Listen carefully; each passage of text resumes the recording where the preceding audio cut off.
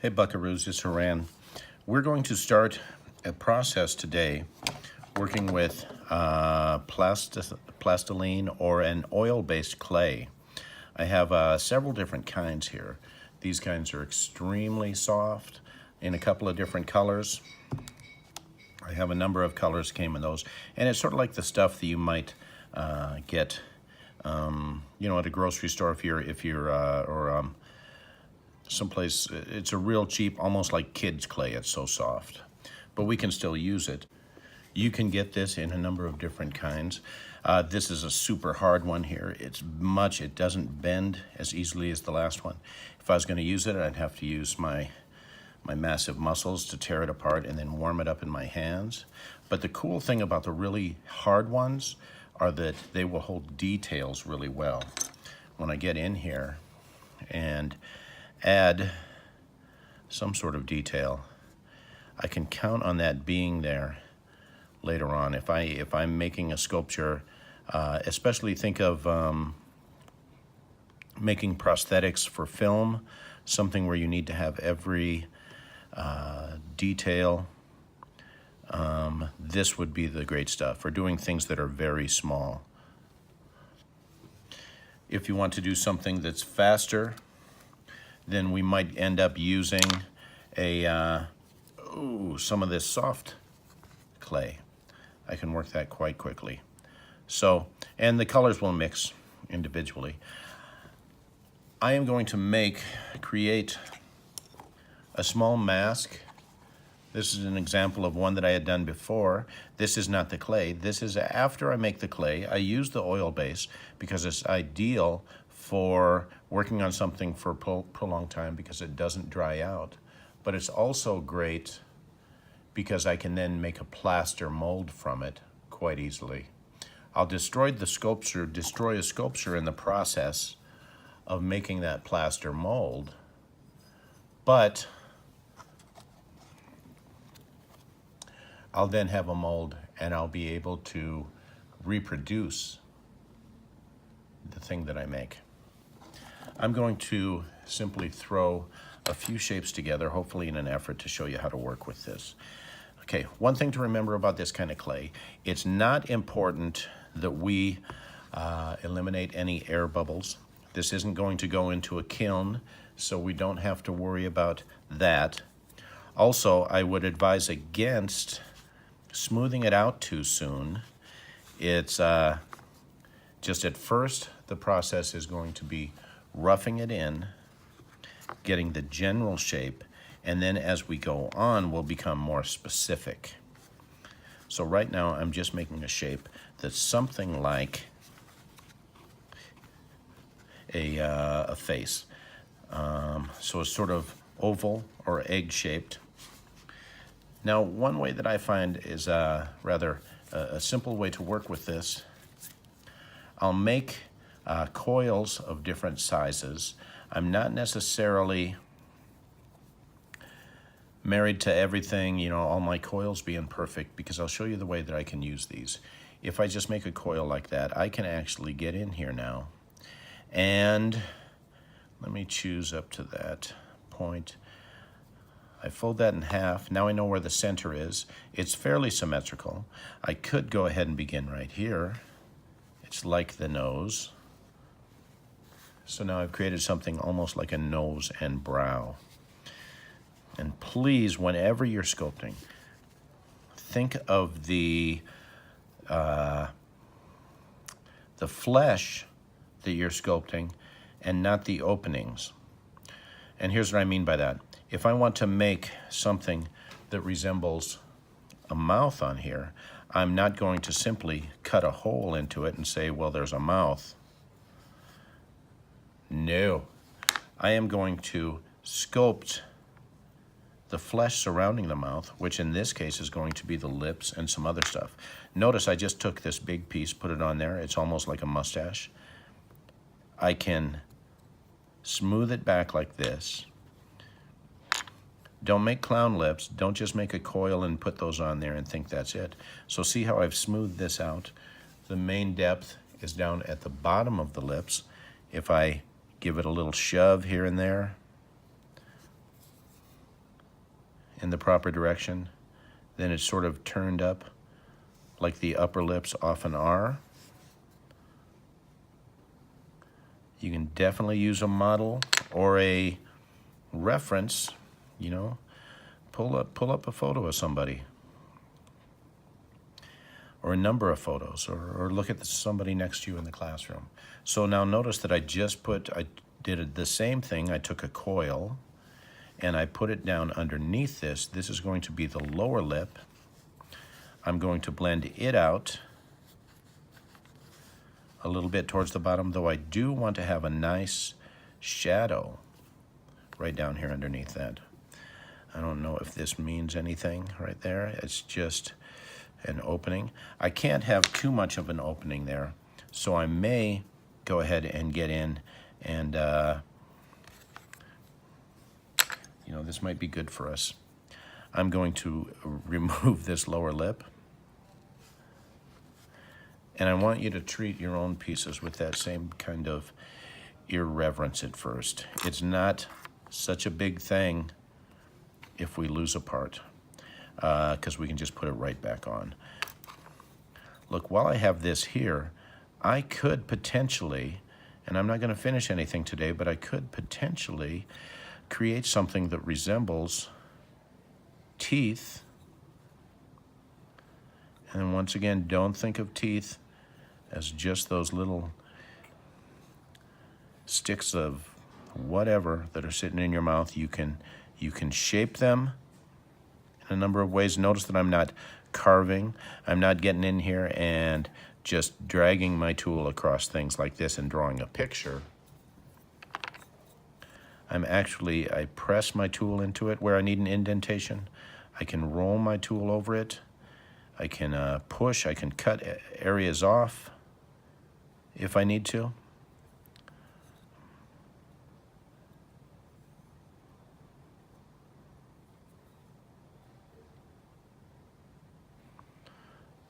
All right, I'm gonna leave it at that, and then I'm gonna take that lip and put it back on. Haha. Now I could probably use some more chin, and that'll sort of be up to you. I want this to be effective.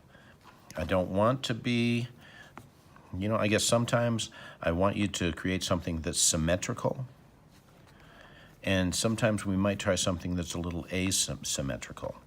It all depends on our mood and our purpose, but I don't want it to get too cartoony. Even if I'm going to make some sort of monstrous or silly face, I still want to be able to name all those parts. I want to be able to see a chin, which has the same basic shape as a chin. I want to know that there's a skull underneath this. And so since our flesh simply covers our skull and all of those facial muscles, we're going to use many of the same shapes that you'll find on a real face. That's the idea. So even though this one is going kind of silly, I know that there are this shape right here is called the nasal labial fold. And when you put it in there, it helps to define the mouth. It's also a great way to define the expression. If I wanted to make this a little bit more of a smile, I think you'll notice as you study that many smiles are not turned up upper lip. I might be able to do something that's almost a flat upper lip. And then I'm going to create a greater movement, or I'm going to have the smile shape in the lower lip, if that makes sense. I might be able to force this nasal labial fold up right there. Okay, so I'm already experiencing some difficulty with this soft clay. You see how quickly the details fall apart.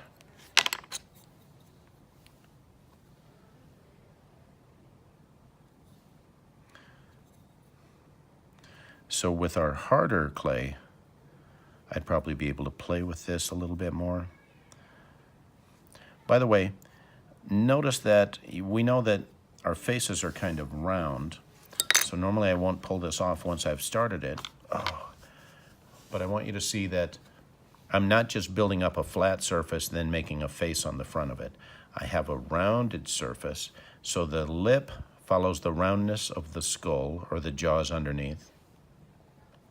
This upper lip also follows that. The brow is kind of square at this point, but sometimes they are a little bit more square. I'm still following the shape of the skulls. Know what I mean? I might add a little bit more here, even though I want it to be. I don't mind sloping forehead. My ancestors.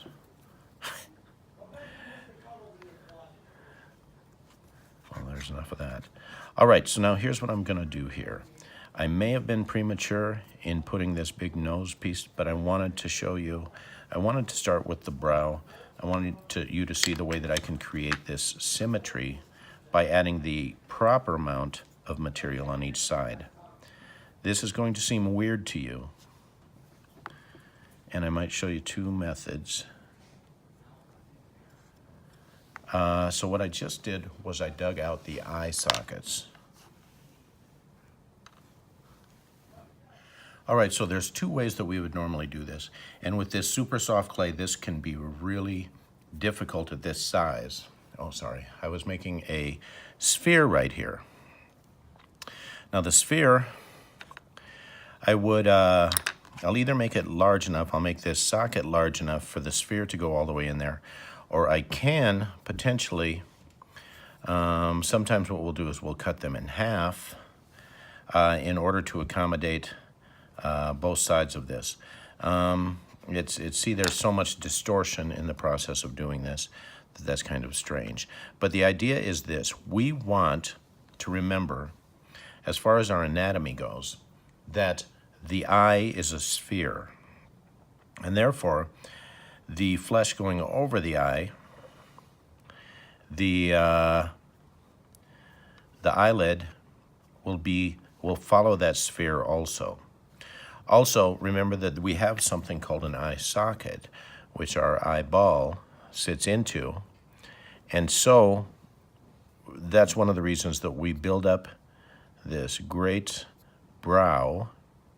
When I say brow, I'm not talking about an eyebrow. I'm talking about the bony and muscular part above your eye. So see what I just did? I put a large eyelid on here. It's probably thicker than an actual eyelid would be, but in this process, whenever we're sculpting, what we want to do, we want to create shadows.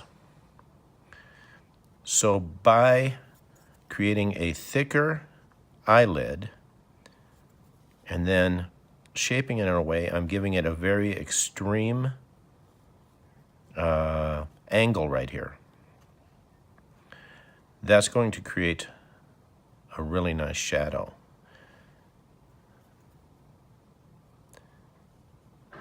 I don't know if we'll end up painting this later, but for the most part, I always feel like sculptures should be able to work without paint. If you have to paint on characteristics, that's something different, isn't it? All right, I would actually do the same thing. I'm just going to use a little bit of this.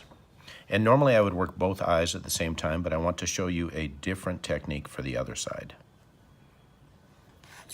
So this may be enough. You can see the technique of putting the eye in here. And now I'm going to show you the beauteous cheat method. So I have often done this. I thought that I had lost my marbles, but turned out I was just wrong. I have a number of different sizes of marbles and glass balls, and I can decide what size I think would be appropriate and then put one of that size in there. I'm going to go ahead and try this one. Now in this case, with such soft clay, I could dig it out until it would accommodate it, but with such soft clay, I can often just push it in. So I'd work both of them at the same time. I think I did get that a little bit lower than the other side. Dang it. So now I'm going to try to pull it out a little bit. Okay. And I might add just a hair of something behind there so that I can get this to the same height as this eye. Now, it doesn't matter on the color of these. It doesn't matter if we have two different colors as long as they're the same size, because the big thing is that we want these to be, these are going to be the spheres of the eyes. Always think of the eye as a ball.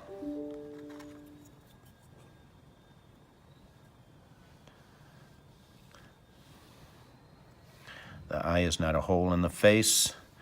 The eye is not a little crescent or almond-shaped drawing on the front of the face. It is an organ, which is round, spherical, and it has some flesh covering it. So that's going to be my theme of this. Whenever we're doing a portrait or sculpting any sort of living animal, I'm not interested in small little planes. I want to see the flesh. I want us to indicate the actual, I like these curve tools. So notice I use a couple of different tools in order to create these sort of shapes that I think I need. And but as long as it has a curve, I think that's pretty good. I want to show you another one real quick, and I'm going to move this just briefly. Often when I can find, this is not the curve I was hoping for. This is not great either, but sometimes I'll find a curved tool like this, and you can do these really neat things by simply pressing in to the clay.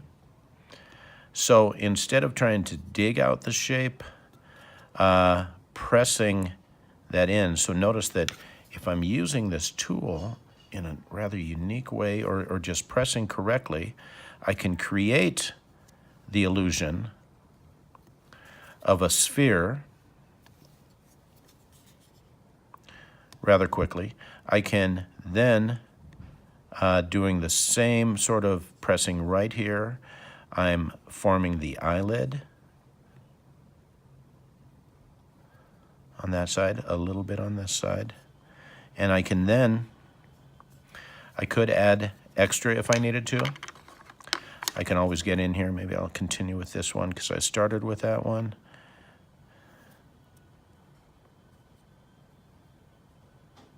So I create a good shadow right there. I can always refine.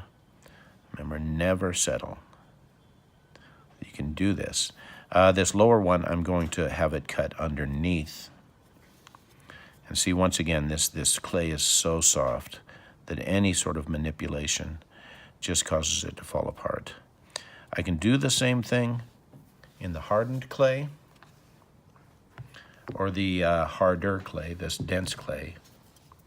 It might take a little bit more time and, well, for instance, just look at the nice way that smooths out. It's just so much, oh, it's such a beautiful clay. So why aren't I using it?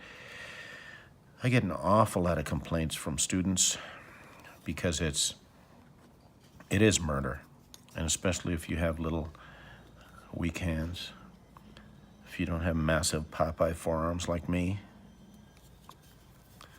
it can be quite a struggle. So notice that in the same way, I can create this sort of eye. I think it will hopefully just hold its shape a little bit better, or maybe I'm a liar.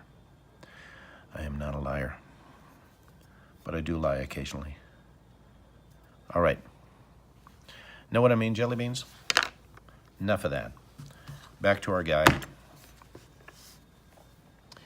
So when we cast this, the shadow on the face is going to be, the eye is going to be really nice and smooth. It's sort of what I think I used on this one. So you see how the eyes are so nice and smooth. And when I move this in the light, hopefully you'll be able to see the way the shadows change. Not in this light so much. And we do see some of the little warts and weird things that occur in the molding process. Just little bubbles that were in the plaster, perhaps. I'm hoping this makes sense to you. As I continue in this vein, I will try to show you some symmetry things right now. I know that it's a little weird, a little asymmetrical, but what I might do is still use pieces that are approximately the same. I felt like it needed some cheekbones. Notice I haven't smoothed this out yet. I don't want you to spend all your time smoothing out until you're actually ready to smooth out, which is going to be much closer to the end. By the way, we can often use these sort of round tools to do something very similar with to create nose shapes. Notice that the same way that I used a tool to push up and define the upper lip, I could use it here, but I don't see the lower lip as being flat. I just see it differently. But what if I pushed up on the nose in the same way? I'm creating the illusion or the slightly raised nostrils. Now, once again, folks, don't think of nostrils as holes in the face. Think of them as the flesh surrounding those holes. So see how I didn't cut or drill or do anything else to get those shapes in there. I am pressing them in. And I could have, if I needed to, added a little bit more clay, but I don't think I needed to. I can always, I don't have any, oh, that is a loop tool. The loop tools we can get in and use, but I want you to be very frugal with them. We have an awful lot of broken loop tools because especially when we use the hard clay, it just can't take it. So notice that I'm holding the loop tool up here. I'm only taking very small pieces at a time. If I wanted to take a whole bunch out and I held it down here, it's going to put too much pressure on that. And I don't want to see any broken tools. Broken tools are not good for any of us. All right. I don't know if I should keep going.